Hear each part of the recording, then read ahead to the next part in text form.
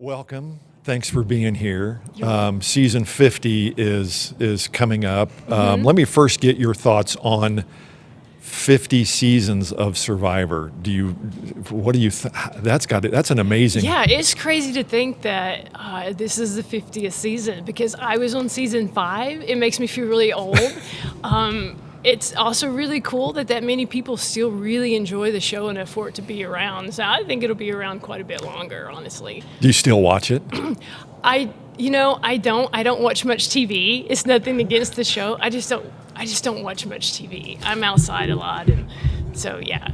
Tell me about, well, first, what made you decide to do this?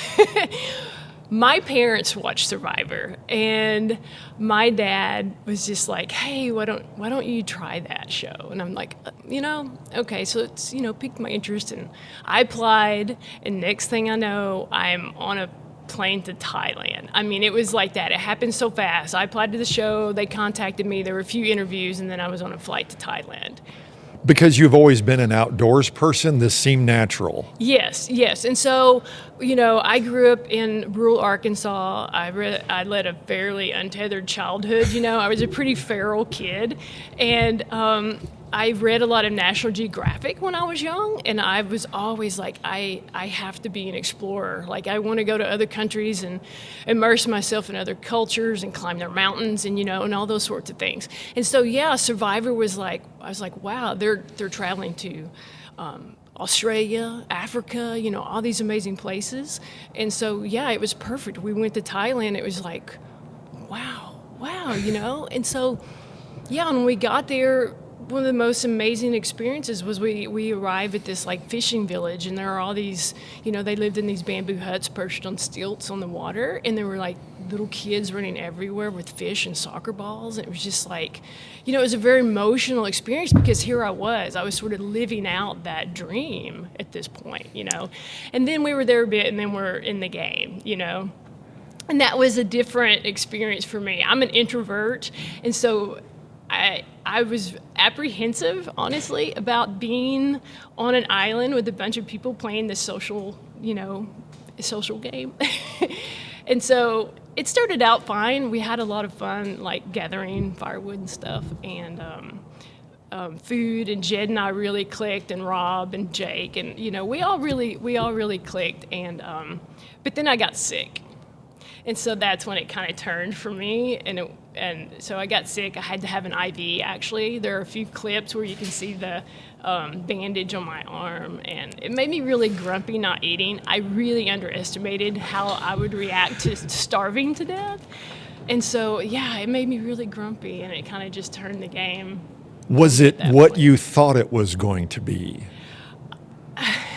I think that I thought it would just sort of be adventurous, and I never really thought about the not eating part. I think that's the biggest key to the entire game, really. Because how you react to not eating and how that makes you react with other people at that point, I think that's key to the game, and I really underestimated that.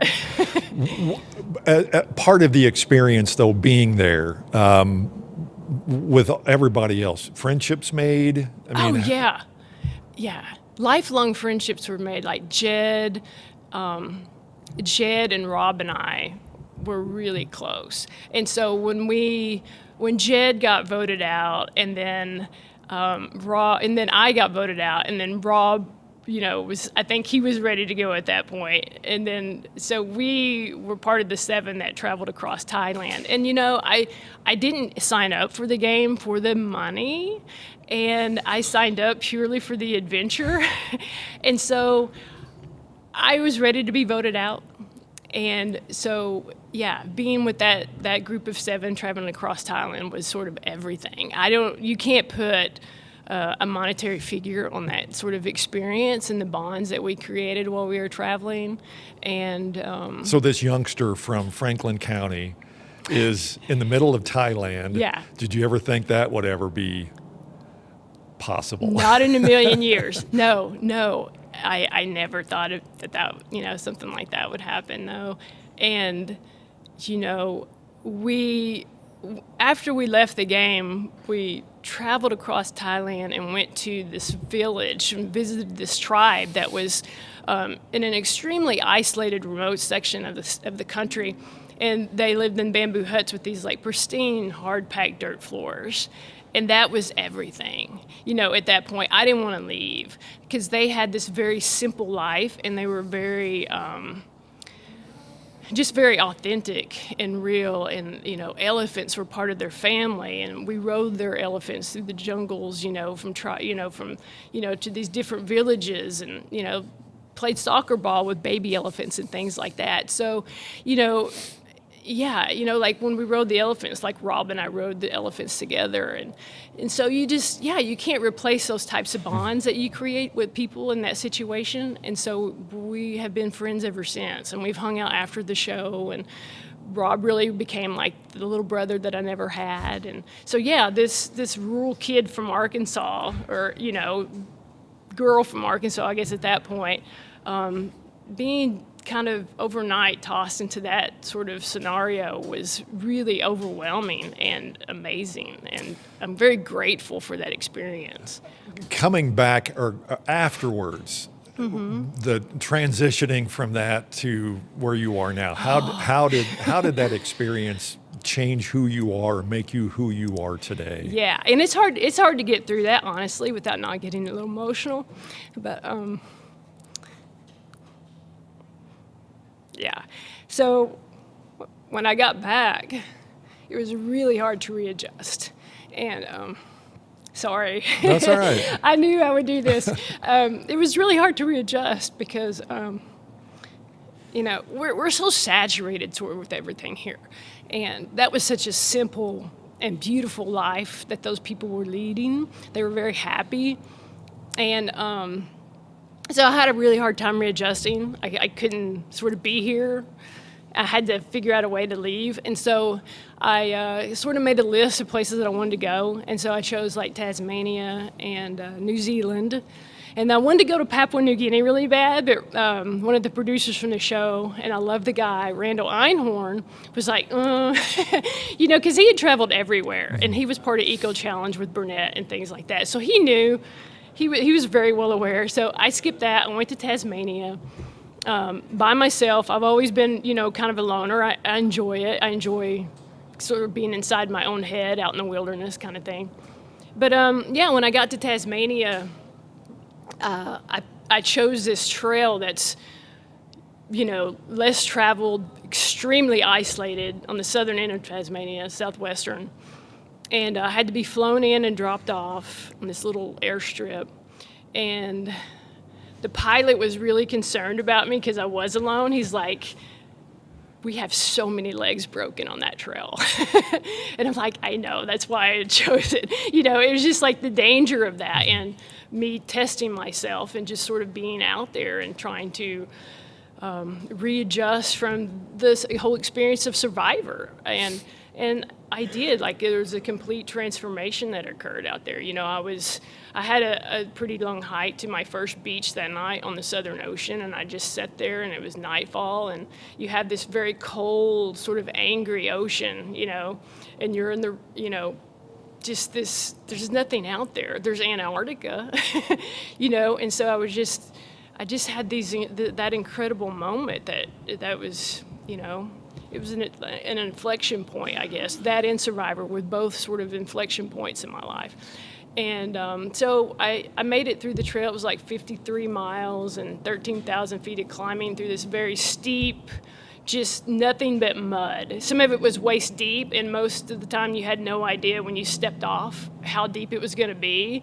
And so I had some close calls, and, there was no cell phones. This really makes me feel old. There weren't cell phones then. There wasn't anything but sat phones, there wasn't Garmin InReach and stuff like that. So I was out there with nothing. And so, and really the only person who knew where I was that pilot. And so I made it through. It took several days, and it took my time. There was this one area that was like this really arduous boat crossing where it was like this 400-pound boat you have to drag down. You get in, you row across this really wide lagoon with just this fast-moving water and the wind, and you get the other one. You take it back across, tie it, drag it up on land, tie it off, get back in your boat and go back. I don't even remember, it took me all day, and I don't even remember what happened. I just remember getting that boat tied off and just sort of passing out. Tasmanian devils could have come and, carried me away in the night because I was done. But fortunately that didn't happen. So anyway, when I get to the end of this trail, I come out in this old Aboriginal community, and there is this lady sitting on our porch, and I kind of wave, and she brings me over and invites me into her home for tea. And I go in, and it's like, I don't even think there are words to describe what happened over the next 2 hours. This woman was from the Lalaquanic tribe, which is a tribe that was, once thought extinct because they had been sort of exterminated by the European settlers. And she just told me stories for like 2 hours. In a way, she reminded me of my great-grandmother, who was very simple, didn't want electricity forever, never wanted running water. She was really cool. But then, she told me stories for 2 hours, and she had all these photos on her walls, and it was like this photographic history of everything she was telling me, and I just kept thinking, her past on the walls and sort of her present everywhere, and she had these newspapers, and, it looked like someone had brought her some things, and and it was just amazing. She was so sweet, and I really missed her when I left, and I know that she's no longer living now, and I think about that often. It's just this, I think about that trip often, and it's a lot of melancholy. Well, it sounds like you figured out that we take a lot of stuff for granted here when it's as simplistic as ever where you visited. Yes. That to me sounds like that changed you a lot. It changed everything about me and my view of life and the world and people and who I wanted to be and what I wanted in life and what would make me happy, the things that make me happy. And yeah, it's very simple. So I always say, live simply and think deeply. So I fortunately have sort of a place that I can sort of pass that on. As a teacher, I taught politics for a long time. I got away from that. Good move. Yeah, great move. And geology was always sort of my passion, so I moved into that. And so now I teach geology at a university, and I always pass, I've always passed this on to my students. In 2027, I'll have made the 20-year mark as a teacher. And, I always say, live simply and think deeply, and travel to other countries and developing countries, and don't be a tourist. And I think that's one of the things that I think, too. When I go somewhere, I'm not a tourist. And I'm not like a scientist researching these people either. I just want to be present, and I want to learn from them, and I want to understand them and things like that. So I tell my students, to travel to a developing country and be around indigenous peoples and really sort of, think about them and their environment and not your Instagram photo. And and I tell I don't like geotagging and bragging is what I call it, because it sort of ruins pristine sort of environments, and it can ruin indigenous people's space. So would you have had this attitude had you not been on Survivor? No, I was always adventurous and stuff like that, and I wanted to be. I thought about things deeply, but I think you have to have that experience before you really get it. You know what I mean?